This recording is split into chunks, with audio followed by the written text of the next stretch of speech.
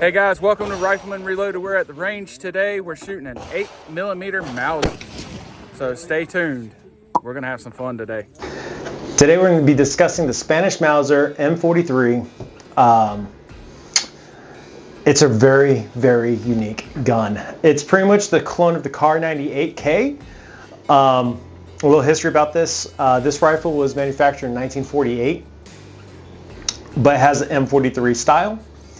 So the whole history about this was that Spain actually was neutral in World War II. You're like, people think Spain? Yeah, Spain.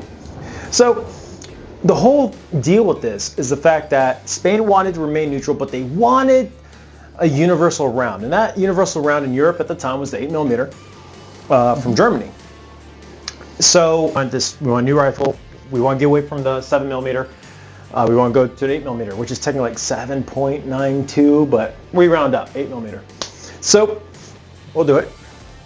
So they made these rifles, and a lot of people don't know, Germany during the Spanish War, Germany did a lot of the testing of the weapons for Spain. So they trusted Germany a lot. And Germans make good guns. They do. So anyways, so what makes this rifle really cool, in my opinion, is that I'm going to actually pick this up from its mount and demonstrate here. Have you ever seen a rifle with 2 bayonet lugs?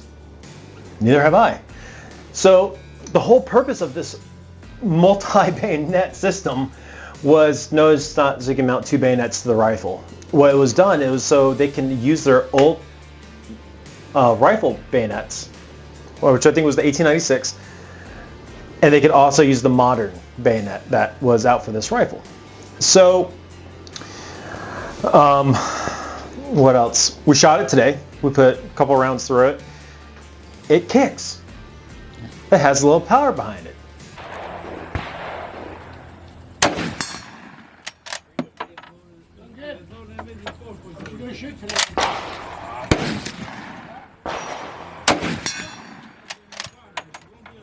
Fun. So the Mauser it has pretty much everything you need. It has everything from multiple slinging positions. I mean, right off the bat, here we go. You have one sling, 2 slings, 3, and a fixed one, which is located right there. It's a heavy rifle. It's accurate. Did a basic 100-yard on it. I really have nothing bad to say about this rifle. I mean, I personally love this rifle. And this rifle was actually donated for this episode from good buddy Dan. This is his father's rifle. So, thank you, Dan. I can say thank you, Dan. What? Oh, thank you, Dan. Sorry. Rude. Joking. Sorry, I'm not much talkative on this episode. Basic action of a Mauser. It's a bolt action rifle, so the name applies to itself. Cycle the bolt, which is actually a lot more smooth than your 30-06 Savage. Yeah. A lot more smooth. I mean, you see how easy that was? Yeah, because we were having to hit the bolt carrier on the 30-06. Yeah. So this is a clip-fed internal magazine rifle, chambered in 8mm. It doesn't go forward. I think this is the most funniest joke about this rifle, or this design rifle. It's not just the Spanish Mauser. A lot of German bolt actions are like this. My 98 Mauser was the same way. Yeah. It has a very unique system where it's like, okay, we're going to include a you're out of ammo function to this rifle. Meaning you can't push the bolt forward. So the only way you're able to push the bolt forward, by the way, these are empty. These are brass casings. Okay? The only way that you're going to push that bolt forward is if there's a round inside the internal magazine, and then it will just suddenly want to go forward, just like it just did. You hear that click? We'll remove that out. So that was unique. I mean, you know when you're out of ammo. You just can't fire the rifle. You can't chamber. You're like, oh, because there's nothing to chamber. So I mean, it's actually a really cool principle of it. But to remove the bolt, there's a lever on the side, on the left-hand side. Let's see if I can still do this. Ta-da! Most rifles, you have to hold down the trigger, at least especially with the Mauser Nagants. That's how you clear the bolt. But this has a nice little side lever on the side. The bolt has a safety mechanism, and I think this is by far one of the best safeties that were out in the 1940s and late 1940s. You literally just take the switch, which is located. So the safety is located right here, this little tab, okay? To engage the safety, you would flip it into the safe position. Instead of trying to take a Mauser Nagant bolt and pull back and forward while there's a round in the chamber. It's very scary. So I don't like it. But we'll demonstrate that when we get the bolt back in. All right, to function the safety on a Mauser M43, just like almost every Mauser out there, take that switch right here with your thumb, just flip it up. This rifle cannot fire. Flip it down, you're back in action. So, yeah, so Spain got all these rifles in, all these Spanish Mausers, and there's nothing wrong with them. I love this rifle. But then Germany lost World War II. And then NATO was invented. And the 8mm, not as popular. It had ammo for it, but definitely disappeared. That's all I really have to say about that. It kicks like a mule, but it's loud. It's like a cannon going off. I mean, I personally like it. Do you have any input?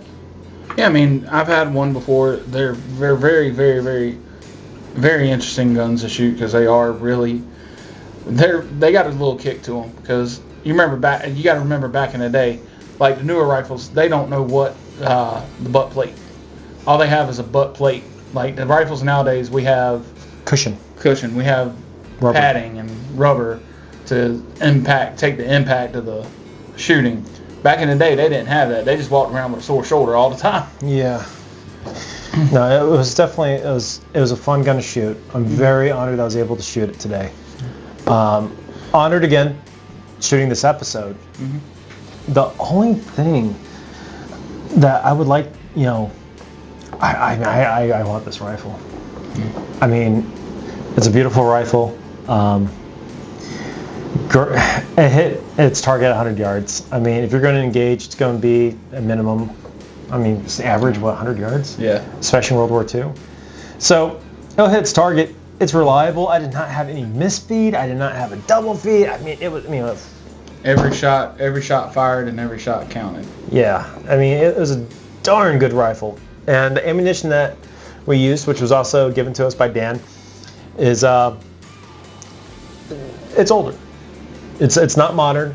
I mean, I think this is 190 grain. I gotta go back and look at the picture Dan sent me. And didn't you say these rounds are about 20 or 30 years old? Yeah, they're old. Yeah, they're very old, but they're and they really still cool. fired. They still fired. They did a great job. So here's a comparison, because we did shoot two rifles today. We shot this one and we shot my 30-06. The difference in the bullets. It's just for its time period, it did what it needed to do, and it was a great gun. They also had, I believe it or not, I believe they had a sniper version of this too, yes. Didn't they? I'm not sure of this model, the M43, but I do know that they did have a Gewehr with a scope, and also had a Car 98 with a scope, a designated marksman rifle. I think it was it the 98 that might have. The it was a K98K Mauser with a 6-power scope was the traditional sniper rifle for Nazi Germany. Which, this is the clone of the 98K. So, I mean, pretty much, if you can't get your hands on when I say you can't get your hands on, whether it be availability or price, and you still want the 8mm experience with a German Mauser, this is the closest thing you're gonna get. This is like pretty much the nicest way of saying this is a clone, but it's a darn good rifle, well made. I have no faults with it. It is heavy. I understand why it has multiple sling swivel mounts, but at the same time, I mean, it's a beautiful gun. It really is. I had such a good time shooting this.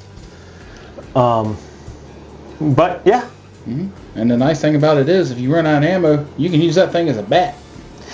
Oh yeah, that would hurt. But my biggest thing is like, if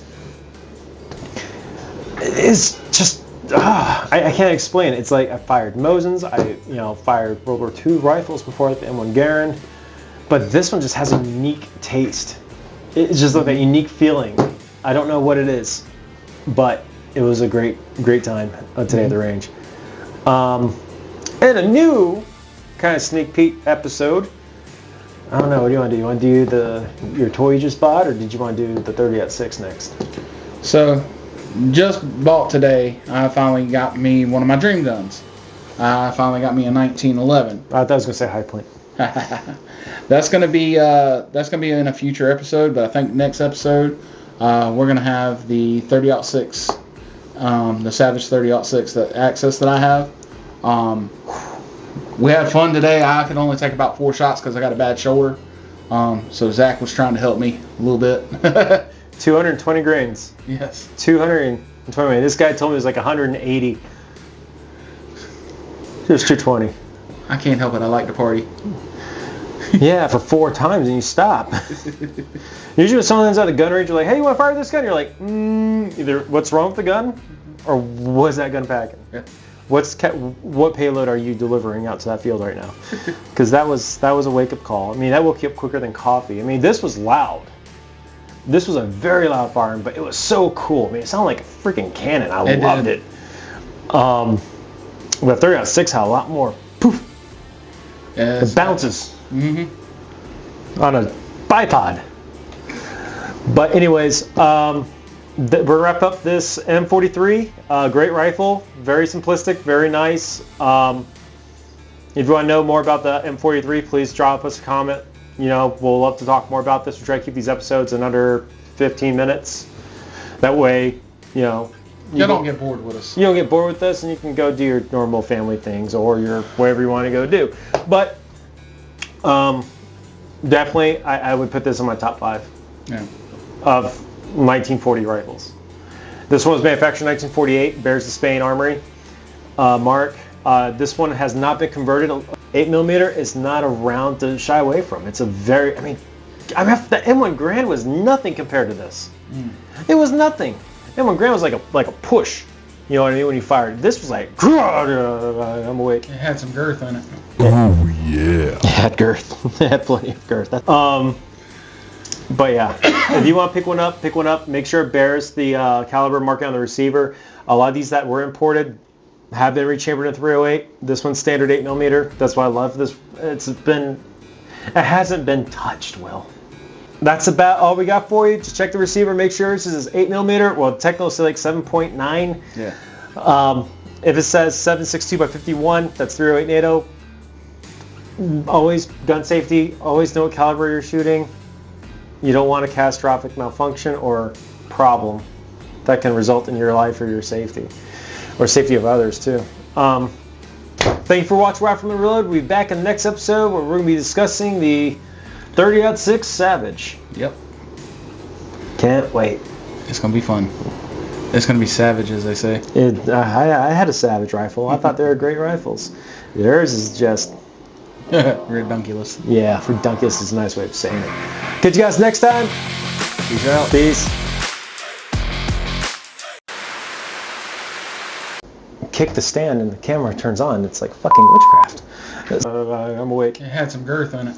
It had girth. It had plenty of girth. That's my line, you ass. So, this one's standard 8mm. That's why I love this. It hasn't been touched, Will. It's been unmolested. It's been unmolested.